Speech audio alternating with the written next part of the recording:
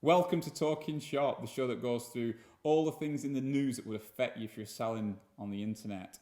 Today we're talking about all non-essential shops are due to reopen from the 15th of June. Fake online reviews are under investigation by the Competitions Authority. And the Advertising Standards Authority has been inundated with complaints from influencer ads. Donald Trump signs an executive order targeting Twitter after fact-checking row.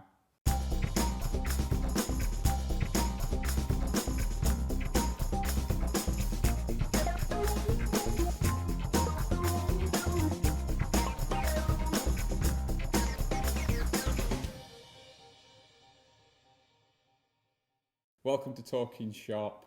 My name's Antony Chesworth. I'm the CEO and founder of ekm.com, which is an e-commerce platform that lets anyone set up their own online shop. And I'm joined by Alison Chesworth, and I head up talent at EKM. And we're at home again inside today because it's not as nice, is it? The weather's turned. Can't believe Sunday, Monday, we're outside sunbathing. I know. Today it's been amazing weather, but I mean the only saving grace is when the weather isn't as nice as this. It is good for online retail. Yeah. Because the last thing people want to be doing is messing on the phones or on the computers when it's as nice as this. All non-essential shops to open on the 15th of June. This is a story, this is off the BBC, but it's all over the internet and on the news and everything. This is that all non-essential retailers basically, so these are all the people that have been closed up until, from the start of the coronavirus till now, are allowed to reopen. So this is I suppose your butchers, your bakers, your candlestick makers have already been allowed to open, haven't they? But I suppose it's your candlestick makers, your everyday department shops, stores, all your non-essential type shops, they can all open. Shops, your card shops. Yeah, they're all going to open. And so I suppose the interesting thing is how is that going to affect, obviously, online retail? Like the obvious one is that sales are going to drop online a little bit, or are they? Or are they? I don't know. It depends what the experience is like, doesn't it? I mean, I'm still not going out. Like today, we've been out went to Halfords to take our daughter's bike to get fixed, and it looks like everyone's just gone back to normal. The car parks are full, the traffic's bad. But where are they going? I know, that's what I can't. There's a queue at McDonald's, wasn't there? Queue at McDonald's. McDonald's is back open, but I'm still. This is me. I'm still going to prefer to shop online. Well, I think a lot of the research is saying that because people go shopping, and we do. You go to Trafford Centre or a shopping centre, wherever you go shopping, it's a pleasurable experience. It's something to do. It's an activity. Whereas if you've got to go and wear masks, you're petrified of each other. Because that's what this has made. Is we're all scared of each other, scared of going within 2 meters of each other. You got to wear masks, gloves. You're risking catching something. You're not going to choose to go as an activity, are you? No. So you're only going to go in for essential stuff, and then if it's only essential stuff, why would you go in? Why would you drive now all the way to a shopping centre like the Trafford Centre when you could just buy online? Because you'd normally do it because of the activity. It's something to do. Yeah. But everyone's got used to doing other things. Or have they? Well, have they? We have. We've got used to going for a walk every day, so we've been all right. But maybe now at this point, other people are craving actually going out. But again, retailers are going to have to stop you touching. Like the point of going to a shop and like clothes shopping is you can touch, you can feel, you can see. Yeah, and that's the advantage it's got over online. Yeah, 100%. There's no doubt about that. That it's a tactile experience, isn't it? If it becomes a clinical experience that you go into a shop, you can't touch anything, or you've got to have your gloves on. It's a whole different experience. Yeah, it's not going to be pleasant. It's not the experience we all know and love about shopping, and the UK is known for its being shop. Yeah, a nation of shopkeepers, hasn't it? Yeah. But then you say that people aren't going to rush back to go to it, but then you get conflicting reports. There's like a lot of research saying how 50% of people will not go back to how they were, but then at the same time you see these massive queues at McDonald's. People are desperate to get there. The queues at Starbucks. There's people are kind of forgetting it. I mean, you only have to look at like all those protests in London that were yesterday, because all these people have been socially distancing, and then there's these protests in London where there's hundreds of thousands, millions of people all sort of ignoring the social distancing rules. Like they forgot about that because something else has cropped up. And so, are we overthinking it that people are going to be scared of going, or actually are people just going to go, yeah, you know what, I'm jumping straight on a plane, I'm going to a beefer, partying, I'm going to Trafford Centre, I'm doing everything I was doing before? For me, I'd personally just like to sit back and watch. You would, but is the general public going to do that? Probably not. Because that's the thing, because obviously if the general public all start going to the shops, online is going to take a bit of a dip again, because obviously it's ridiculous highs, isn't it, at the moment? Like ridiculous highs. I mean, yeah, but it's more economical. It's better for the environment. Oh yeah, way better. You know, like you've got so many positives of doing online over going to a physical shop. Yeah. Time, like for us as parents, like if you go to a shop, it's impossible to keep a child under control. We're in 2 metre distance. You're never going to do it. No. And that's the issue, isn't it? You're going to end up with these double standards of, I know me and you spoke about this, that your people with kids and families are going to be sort of like second-class citizens to people without, because they aren't going to be able to do the same things. No. Because you're not going to be, it's going to be like back when we were kids, you sort of frowned upon if you took kids into a restaurant. Yeah, like our mums and dad wouldn't. Yeah, would have never took kids out to a restaurant, whereas now it's quite common to take your kids out to a restaurant. And you see, everyone's used to seeing kids, but with this now, if everyone's going to be petrified of each other, you're going to be happy with kids running around a restaurant, running around a department store. Yeah, it's really interesting. I mean, what do you think? Is it going to literally just be like a V-shaped recovery, everything back to normal, or is what is it going to be? What's it going to look like? What are you going to do? Are you going to rush to a shop, or are you going to stick with the habits that you've got used to over the past 10 weeks? Yeah, let us know. Let us know below. So the next topic we've got to talk about is fake online reviews under investigation by the Competition Authority, and this was on the BBC News. So the UK Competition and Markets Authority has launched an investigation into fake and misleading reviews on several major websites. I'm sure you can all spot when there's fake reviews, when it's just 5 stars and very little information and not necessarily spoken as you'd like to. But the authorities warned it will investigate and take action against anyone that's disobeying the law, and that could include people going to court over fake reviews or paid reviews, that sort of thing. So, what do you think? Well, I mean, the fake review, I think it's just a standard thing. I think everyone accepts that reviews are fake, aren't they, these days?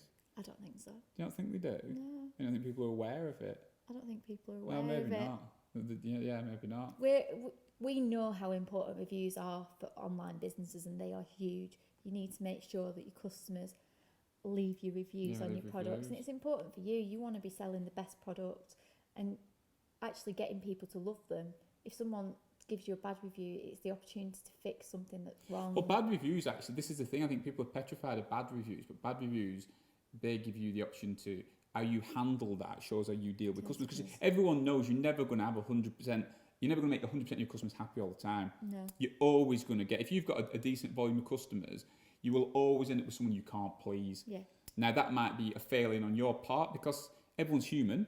Yeah. You make mistakes. Every business makes mistakes. You know, our business makes mistakes. Every business makes mistakes. So having some negative reviews shows that you're human. And it also, the reality is, we all know this as well. There's a lot of, I don't know, very sensitive people or nut jobs, whatever you want to call them out there, that are always going to write bad reviews and even threaten bad reviews. I mean, you see it on like TripAdvisor, where people actually use it as like a threat. Like, I will write a bad review of you if you do not do this. And they're a bit crazy with it, and that's horrible.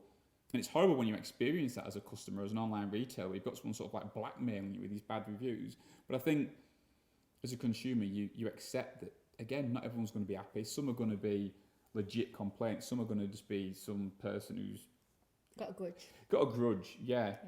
But I think fake reviews, I say we're aware there's a lot of fake reviews out there.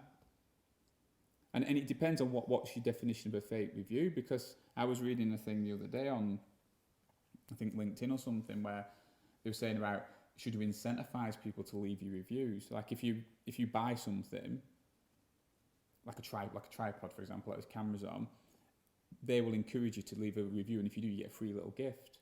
Yeah. Now, is that a fake review? Is it a good review? It depends if the review was influenced by the free gift. Well, you're writing a review to get the free gift, but it's not saying you have to give them a 5-star review. No, it's just saying you have to give them a But review. is that a legit review or a not legit review? I think that's a legit review. A legit review is if it is honest. But the problem with review sites, and I think this is why everyone's scared of them, is as human beings, we're all more likely to complain about something than we are to praise something. So if you've had a bad experience, you tell was it 10 people or something, whatever the stat is. You know, I'm sure someone watching this knows what the stat is. If you do, let us know below. But if you have a bad review, you'll tell, say, 10 people. If you have a good experience, you'll tell one. You'll tell 1 or 2. And that's the problem with reviews. They tend to be slanted towards negative. Because that's when, I'm angry, I'm going to write a negative review. Whereas if you've been in a really nice hotel and had an amazing experience, no, I'm not going to write a review. Yeah. And so that's the problem. And I suppose that's why, because good reviews make or break a product or a service, that's why people maybe feel like they've got to do it. I'd like to think that people are wise enough to spot a few fake reviews, or they're wise enough to look at how many reviews there are on a certain product. Because if you've got a product that said it's got an average of, say, 4.5 stars, but it's got 10,000 reviews, versus a product that's got a full 5 stars but it only has 3 reviews, the 4.5 one's a better product because it's got more volume of reviews. Yeah. And I think sometimes people get suckered by that, and you have these little companies. And I get when you launch a brand new company, you know, you're desperately trying to get some traction. They will write loads of fake reviews. We see that in our industry. We see it amongst our online shops that a competitor will spring up and they'll write loads of fake reviews. Yeah. And it's systematic. We see it. And you also see systematic attacks on other people's businesses where they're blatantly fake and they're attacking a competitor's business to try to bring their average reviews down. Which isn't fair. No, and so it's definitely a problem. It's definitely a problem. And I suppose this is why this needs to be held up so that people are... There's a fear about writing defamatory comments and writing fake reviews. Yeah. Let us know what you think. You know, are fake reviews damaging your business? How would you handle it? Influencer posts dominate online complaints.uk ad watchdog. Basically, what it's saying here on the drum is fresh data from the UK's advertising regulator suggests that the public is now applying greater scrutiny to ads they see from influencers online as brands continue to up the spend on influence influencers. Marketing. Yeah, so it's saying that the Advertising Standards Agency has received 1 in 4 complaints with regards to influencer ad marketing. So just something to bear in mind that it is, if you are using influencer marketing strategies, you do need to make sure that if you're paying someone to post, that it is marked as an ad. I think that's fair, really. And the best way for anyone to generate influencer marketing when you're using Instagram, Facebook, whatever medium it is to actually post what your customers have posted, where it's real. So if somebody has visited your shop, whether they bought a product and they promote it and put it and tag you in the story, that's real life, genuine influencer marketing. Yeah, that's real rather people. Rather than the paid for ads version. Well, they're a big thing, weren't they, about moving away from these big influencers down to smaller ones because they've got more focused and they're more real. Yeah, well, there's been quite a lot of discussion over coronavirus that a lot of influencers have struggled because they can't do what they were able to do before coronavirus, which was basically visit places where they've been paid to go to show off a lifestyle that actually isn't true at all. So just really remember that it's important that you know your audience, you know what they want, and try not to get sucked into the fakeness. Yeah. You know, even it's so obvious. I mean, I'm sure you've all noticed. But is it? But it's like that story we were just talking about with fake reviews, is it? Maybe it is. Maybe it is too much. Because a lot of people are suckered by it. Yeah. I mean, we talk to people who are suckered in by the influencers. Like they'll look at people on Instagram, and I'm sure everyone's guilty of this, but they'll look at people on Instagram and go, oh my God, they're a massive success in whatever the industry is that they're reckoning to be, a success of. Like, they're a massive fashion success. They must be worth billions. They must have fashion labels around the world. They must fly everywhere on private jets and stay in these fancy. And then actually, when you actually dig about it or you read a story about them, they're living in like a 1-bedroom flat. They've got no money. But it's all fake. It's all a lie that people buy into. But then the magazine industry's done that for years and years and years, and the media. So you can. Yeah, but it's it's different, isn't it? Especially when it's influencing younger. It's got to be genuine, hasn't it? And a lot of people. I suppose the thing with influencer marketing, because we get asked a lot at EKM about, should you use influencer marketing? And yeah, depending on your industry and what you're selling, yes. But are they legit? And how much reach do these people actually have? Because what we've started to see is your smaller influencers that's maybe have, say, 4,000, 5,000 subscribers, but are really dedicated subscribers, they'll post something and they'll get like 400 or 500 comments, whatever. They'll have like over 10%, 20% engagement from their audience, tons of likes. So their audience is really engaged. Whereas these people that supposedly have hundreds of thousands of followers, they'll post something, they'll get about like 20 or 30 likes. So as a percentage, I think it's not the likes as well you should look at, it's the engagement. It's that engagement. It's not even the followers you should look at. Because everyone's like, oh, this person's got 1 million followers. And they get as a percentage next to no engagement. And actually, your Facebook and your Instagram are coming after these people to a certain degree, because Facebook and Instagram want to make money from you advertising on their platform. They want that money. And they want to enable you as a brand to get to your customers. They don't want you having to go to someone who's got an Instagram account, pay them for them to share on Instagram, because they don't make any money from that. So they're trying to cut these people out as well and allow you to go direct, because they're almost a middleman. Yeah, it's the same as what we were saying with the fake reviews. Again, with the influencers and ad agents, the regulators teamed up with Competition and Markets Authority to issue an abridged version of a guide. So there is actually a guide that tells you how to do it, so you don't end up in court for breaching. Well, yeah, because it's an advert and it's not. It comes across like it's not an advert. Right. Yeah. Do you use influencers? How's it gone? You know what I mean? Let us know the success stories, the failures. Like, comment, share, and subscribe below. Trump signs executive order targeting Twitter after fact-checking row. So this is the US President Donald Trump has signed an executive order aimed at removing some of the legal protections given to social media platforms. Now, this was on the BBC, and it's basically going through, isn't it, the way that some of these tweets have been put in that they're to be fact-checked. Yeah, it's editing internet. Social media platforms are given the same protection. And rightly so, really. I know there's a big argument, but I think rightly so. They're given the same protections like a phone line is. That if you say something nasty or illegal down the phone, it's you, the person saying it, that gets in trouble, not the phone line company for facilitating that call. Right, yeah. And that's what the internet's based on, really, isn't it? That like if someone says something nasty on Twitter or Facebook or something they shouldn't have said, it's that person that's at fault, not the platform. Yeah. Because as soon as you start getting into policing the platforms, it becomes very, very difficult, because the platform's responsible for everything. Yeah. So like if you sell something illegal on the internet is liable for it, or your ISP will be liable for it. It's where it's impossible to regulate it, isn't it? Yeah.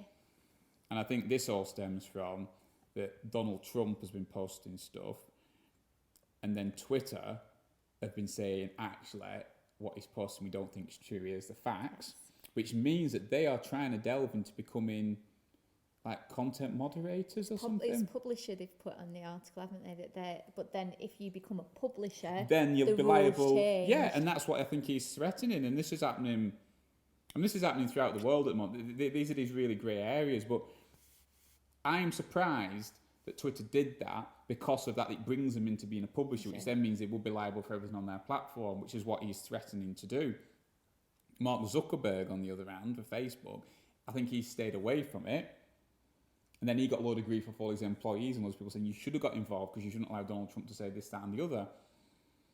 But it's a very grey area, because once they accept the right of being an editor of a publisher, they will be liable for everything on their platform. Yeah. And that'd be impossible, mate. God, how could you regulate that? And then it becomes under like censorship, and you end up like China. Yeah. Where you can't say this, you can't say that. You know what I mean? In China, you're allowed to say certain things, and you forget how lucky we are in like the Western parts of the world where we have got freedom of speech, you can say anything. Yeah. Do you know what I mean? We could say anything now, and you're allowed to say it because it's an opinion, and everyone's entitled to an opinion. And my thing's always, you know, I mean, it's a good thing and a bad thing that, because, you know, opinions are like arseholes. Everyone's got one, and some stink. But that's what it is. Yeah. You're allowed to have an opinion. You're allowed to say something. But I suppose it's when it verges on. But the thing is, even this, I mean, the argument they're saying with Donald Trump is some of the stuff it's like inciting hatred, or it's inciting riots and things like that. Then the law enforcement should get involved. It shouldn't be Twitter's responsibility or Facebook's responsibility. It's a really bad one. They've sort of all brought themselves into this. Yeah. It's weird.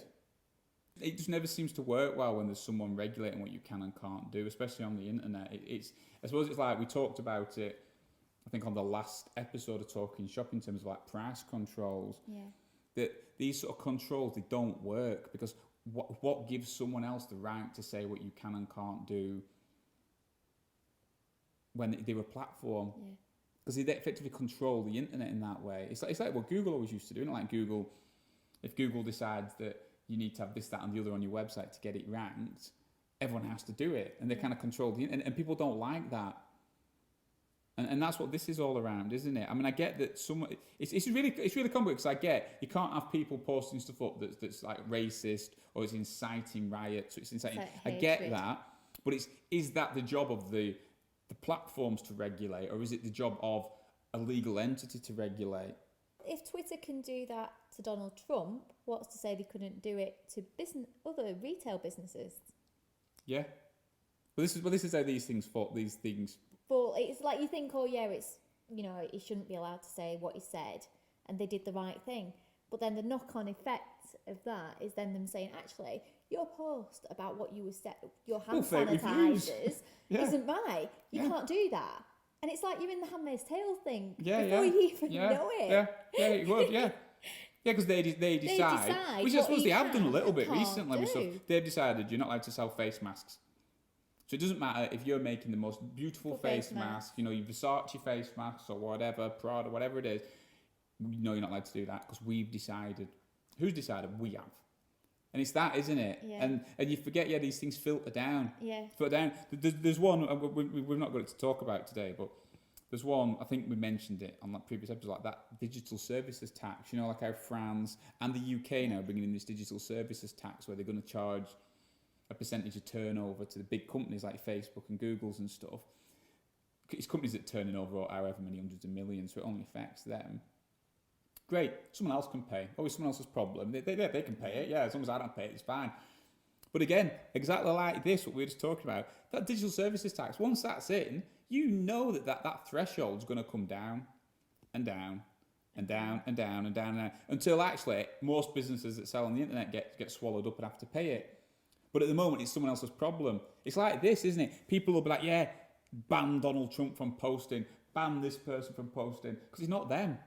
But as soon as it filters down and actually starts affecting them, that actually, I'm not allowed to say my opinion, this isn't fair. And it's like, you said it was fair. It's fair when he said it, but it's not fair for you, is it? Same as tax, it's same as all this stuff. It's fine when it's somebody else.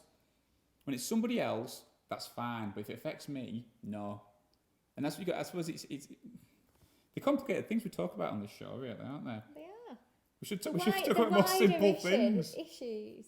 Yeah, we should talk about more simple things, really. Or maybe it's just us. Maybe we think about things too much. Like, we don't think like, oh, yeah, we should do that. You know, we think about like the 10 steps ahead. Yeah. But maybe that's our mentality. Yeah, but we'd make our lives a lot more simple if all we were talking about was Instagram launched a new button or a new tag today. Let's talk about it. It'd be a lot simpler. These are like very, very, very big issues, aren't they? They are. I mean, when you're watching this or listening to it on the podcast, do you like us talking about these big issues? Would you rather we just talked about Instagram's launched a new button or a new hashtag?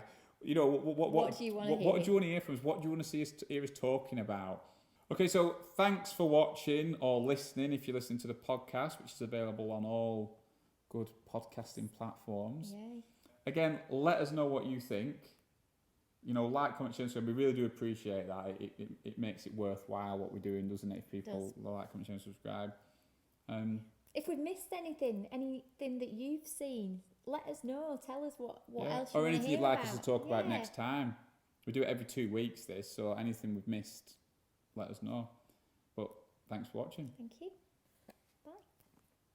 You did a little wave. And I did my wave. Why do people wave? It's the end of a Zoom call, everyone waves, don't they? Yeah. I don't know why you don't do it anyway. When someone leaves a meeting, when someone leaves your house, you don't go bye. Or maybe you do. What on a Zoom could do. But anyway, bye. Bye.